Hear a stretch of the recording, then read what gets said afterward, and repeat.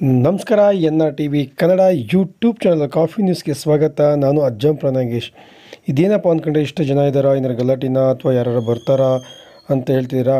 ಅಲ್ಲ, ಇದು ನಾವು ಜೀವನದಲ್ಲಿ ಏನಾದರೂ ಒಂದು ಸಾಧನೆ ಮಾಡಬೇಕಾದ್ರೆ ಬರೀ ಹಣ ಗಳಿಸೋದೇ ಮುಖ್ಯವಲ್ಲ, ಜನರ ಪ್ರೀತಿಯನ್ನು ಗಳಿಸಬೇಕು ಅನ್ನೋಕ್ಕೆ ಇದೊಂದು ಸಾಕ್ಷಿ ಎಂಬಂತಾಗಿದೆ. ಇಂದು ತರೀಕೆರೆ ತಾಲೂಕಿನ ಮಾಜಿ ಶಾಸಕರಾದ TH ಶಿವಶಂಕರಪ್ಪನವರು ಒಂದು ದೈವದಿಂದರಾಗಿದ್ದಾರೆ. ಅವರ ಹಿನ್ನೆಲೆ ಅವರ ಪಾರ್ಥಿವ ಶರೀರ ಅಜ್ಜಂಪುರಕ್ಕೆ ಆಗಮಿಸಿದ ಹಿನ್ನೆಲೆಯಲ್ಲಿ ಸೇರಿರುವಂಥ ಅವರ ಅಭಿಮಾನಿಗಳು ಸೇರಿರುವಂಥ ದೃಶ್ಯವನ್ನು ನಾವು ಚಿತ್ರದಲ್ಲಿ ನೋಡ್ತಾ ಇದ್ದೇವೆ. ಈ ಒಂದು ಚಿತ್ರ ಇಂದು ಸಂಜೆ ಪಾರ್ಥಿವ ಶರೀರ ಬಂದ ಸಂದರ್ಭದಲ್ಲಿ ಕಂಡುಬಂದ ದೃಶ್ಯ. ಇವರೇ ತರೀಕೆರೆ ತಾಲೂಕಿನ ಮಾಜಿ ಶಾಸಕರಾದಂಥ TH ಶಿವಶಂಕರಪ್ಪನವರು.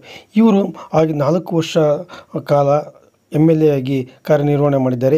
ಈ ಒಂದು 4 ವರ್ಷಗಳ ಅವಧಿಯಲ್ಲಿ ಅಪಾರ ಪ್ರಮಾಣದ ಒಂದು ತನ್ನ ಸಮೂಹವನ್ನು ಅಂತಂದರೆ ಅಭಿಮಾನಿಗಳನ್ನು ಹೊಂದಿದ್ದಾರೆ ಎಂಬುದಕ್ಕೆ ಈ ದಿನವೇ ಸಾಕ್ಷಿಯಾಗಿದೆ.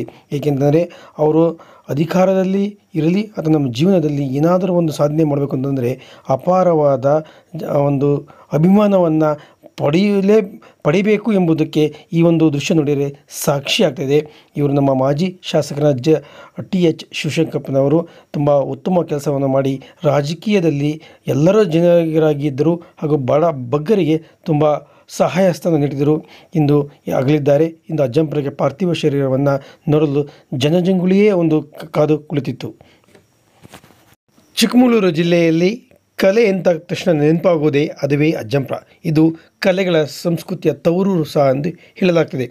ಇಂಥ ಒಂದು ಸಂಸ್ಕೃತಿಯ ನೆಲದಲ್ಲಿ 5 ದಿನಗಳ ಕಾಲ ನಾಟಕೋತ್ಸವವನ್ನು ಹಮ್ಮಿಕೊಳ್ಳಲಾಗಿದೆ. ಅದುವೇ ಶ್ರೀರಂಗ ಶಿವರಾತ್ರಿ ನಾಟಕೋತ್ಸವ 2024.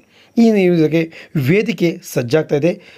ಶಕುಂತಲಾ ನಾಗರಾಜ್ ಹಾಗೂ K ಸತೀಶ್ ಅವರ ಒಂದು ನೆನಪಿನಲ್ಲಿ ಈ ಒಂದು ವೇದಿಕೆ ಸಜ್ಜಾಗಿದೆ.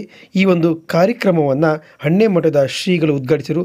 ಹಾಗೆಯೇ ನಾಟಕಕಾರರಾದಂತಹ ಕೃಷ್ಣಮೂರ್ತಿಯವರು, ಮೋಹನ್ ಕುಮಾರ್, ಹಾಗೆ ನವೀನ್, ಹಾಗೆ ಚಂದ್ರಪ್ಪನವರು, AC ಚಂದ್ರಪ್ಪನವರು, ಪಾಲಾಕ್ಷಣ್ಣ ಮುಂತಾದವು ಸಹ ಈ ಚಿತ್ರದಲ್ಲಿ ಕಾಣ್ತಿದೆ. ಈ ಒಂದು ಉದ್ಘಾಟನಾ ಕಾರ್ಯಕ್ರಮನ 9ನೇ ತಾರೀಕು 6 ಗಂಟೆಗೆ ನಡೀತು. ಪ್ರತಿನಿತ್ಯ 6ವರೆಗೆ ಒಂದು ಕಾರ್ಯಕ್ರಮ ನಡೀತಾ ಇದೆ. ಇನ್ನೂ 4 ನಾಟಕಗಳು ಬಾಕಿ ಇವೆ. ಅದನ್ನು ಎಲ್ಲರೂ ಸಹ ರಂಗಾಸಕ್ತರು ಈ ಒಂದು ನಾಟಕೋತ್ಸವದಲ್ಲಿ ಭಾಗವಹಿಸಬೇಕೆಂದು ರಂಗತಂಡದವರು ವಿನಂತಿ ಮಾಡಿಕೊಂಡಿದ್ದಾರೆ. ಇತ್ತೀಚಿನ ದಿನಗಳಲ್ಲಿ ಸಿವಿಲ್ ನ್ಯಾಯಾಧೀಶರ ಒಂದು ಆಯ್ಕೆಯ ಒಂದು ಪ್ರಕ್ರಿಯೆ ಇದು. ಅದರಲ್ಲಿ ಅಜ್ಜಂಪುರದ ಒಂದು ಪ್ರತಿಭೆಯಾದಂತಹ K ರಮೇಶ್ ಅವರು ಆಯ್ಕೆಯಾಗುವುದರ ಮೂಲಕವಾಗಿ ಅಜ್ಜಂಪುರಕ್ಕೆ ಕೀರ್ತಿ ತಂದಿದ್ದಾರೆ. ಇಂಥ ಸಾಧನೆ ಮಾಡಿದಂತಹ ಸಿವಿಲ್ ನ್ಯಾಯಾಧೀಶಕರಾಗಿ ಆಯ್ಕೆಯಾದಂತಹ ರಮೇಶ್ ರವರನ್ನು ಬೀದಿ ಬದಿಗಳ ವ್ಯಾಪಾರ ಸಂಘದ ವತಿಯಿಂದ ಹೃದಯ ಸ್ಪರ್ಶಿಯಾಗಿ ಇಂದು ಶಿವಾನಂದ ಆಶ್ರಮದಲ್ಲಿ ಹಮ್ಮಿಕೊಳ್ಳಲಾಯಿತು.